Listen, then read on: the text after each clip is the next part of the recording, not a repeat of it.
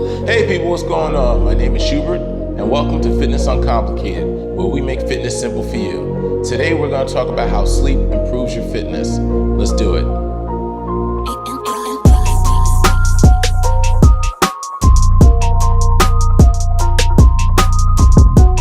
So typically when we're thinking about working out and getting in shape, we always think about the gym, we think about our diet, we think about what supplements we're gonna be on, but one of the things that people rarely ever address is how well they're sleeping. Sleeping can affect your fitness level in so many ways. A, it'll determine what your energy levels are like. B, it'll determine how well you recover from your workouts. And C, it can determine how much weight you gain or lose. Now, there are a few reasons why we sleep. Reason number one is to reset and refresh the brain. All day, we're processing through our brain all different bits of information, whether it be a report from work or what's going on in the news or what our plans are for the day. And as we're taking in all that information, our brain is constantly at work. So when we go to sleep, our brain gets a chance to take a break, recover, recuperate, file the information that we need and hold on to, and it'll get rid of the information that's not necessary. The second reason why is to repair and to build the body. As we go throughout our day, we're constantly breaking down muscle, breaking down bone tissues, and our bodies constantly needs to be regenerated. During the time that we're sleeping, our body's recovering from all the tasks and all the things we do throughout our day besides working out. So the whole thing is when you're getting that sleep at night, it's giving your body the chance to rebuild and repair all the damage done to the body. The third reason why we sleep at night is also to regulate our hormones. We have many hormones constantly being regulated through our body. Some of those being HGH, which is human growth hormone, testosterone, estrogen. Those are pretty much some of the ones that we know of. There are also hormones that regulate our hunger, that regulate our sleep, and also deals with our stress. So the whole thing is that every night we go to bed, or every day, whenever the time you happen to sleep, our hormone system is getting a chance to reset and re-regulate and get us back on track. Now, lack of sleep tends to lead to a domino effect. A, it leads to fatigue and low energy. B, it leads to mental sluggishness. And then C, it leads to weight gain. How does that connect? Well, essentially, the fatigue and low energy means the fact that you're going to be tired, you're going to feel exhausted. And when you go to make a choice of what you should be eating because the sense of the need for energy, you're going to make a poor choice. More likely, you're going to lead to something with a lot of sugar or a lot of caffeine to make up for the energy that you don't have because you didn't get enough sleep.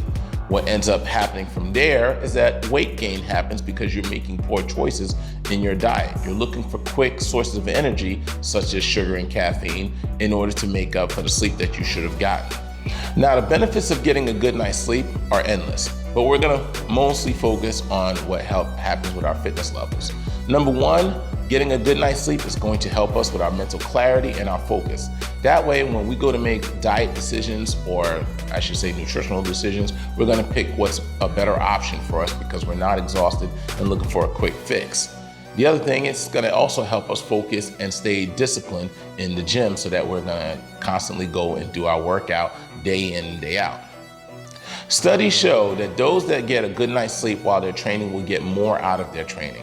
So if you're looking to lose weight, you're more likely to lose up to 50% more fat while training if you're getting a good night's sleep. If you're looking to put on more muscle, you'll hold on to 60% more muscle than someone who's not getting a good night's sleep. So the whole thing is that every time you work out, make sure that you get that adequate amount of sleep so that way you're gonna get the best out of your workout.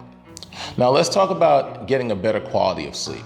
Now, on average, we need to sleep between 6 to 10 hours in order for us to be at our best. So let's talk about some of the things that we want to avoid.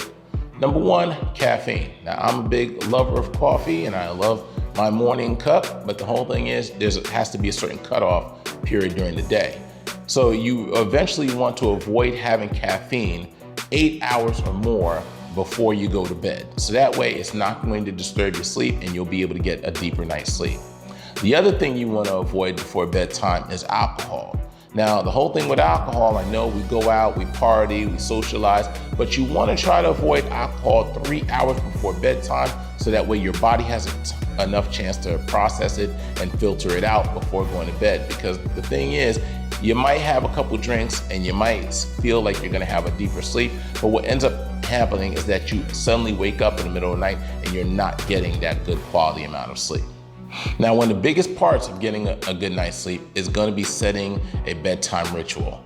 Now, when we were kids, mom and dad, gave you some warm milk and read you a story. As adults, we're gonna do something a little bit different, okay? Number one, avoid devices at least 30 or 45 minutes before bedtime. Now, the thing is that the light from your TV, your smartphone, your tablet makes your body respond as if it's responding to sunlight. It tells your body to stay awake. It doesn't tell your body that it's bedtime. So the whole thing is staying away from that blue light that comes from those devices will help you sleep a little bit better because now your body's starting to understand it's bedtime. Number two, try taking a hot shower before going to bed. Now, the thing is with the hot shower is that what's going to happen is that your body temperature is going to be raised very significantly. And then when it's time to go to bed, your core temperature will drop dramatically, telling your body it's time to shut down. Now, that shutdown will help us get into a deeper sleep and for a much longer period of time. Third, if you can, try to set the temperature in your room between 60 and 70 degrees. That temperature will keep the room at a nice cool temperature that your body will stay in that lower temperature range. That way you'll get into that deeper sleep and stay in that deeper sleep for a longer period of time. If the room is too warm, it will raise your body temperature, and raising of your body temperature will wake you up. Fourth and final, you want to turn your bedroom into a cave, meaning shut off all light. Overhead light, side lamp, devices, the light in the hallway, and if you have light outside of your window, try to get blackout curtains. The thing is that your body responds to light as a stimulus, telling it to stay awake, so you want to avoid that at all costs. So in conclusion, skip out on the late night Netflix binging. Skip out on trying to get to the next level on that PlayStation game. And also whatever it is that you do late night on your laptop, that's none of my business, no judgments, but try to get a good night's sleep. Getting a good night's sleep will improve your fitness game by 10-folds. So how well are you sleeping at night? Are you getting 6 to 10 hours? Are you performing at your best? Leave a comment in the section down below. If you like the video, hit the thumbs up button. If you want to get more fitness uncomplicated, hit the subscribe as well as the notification bell. Have a good night. Don't let the bed bug bite. Peace.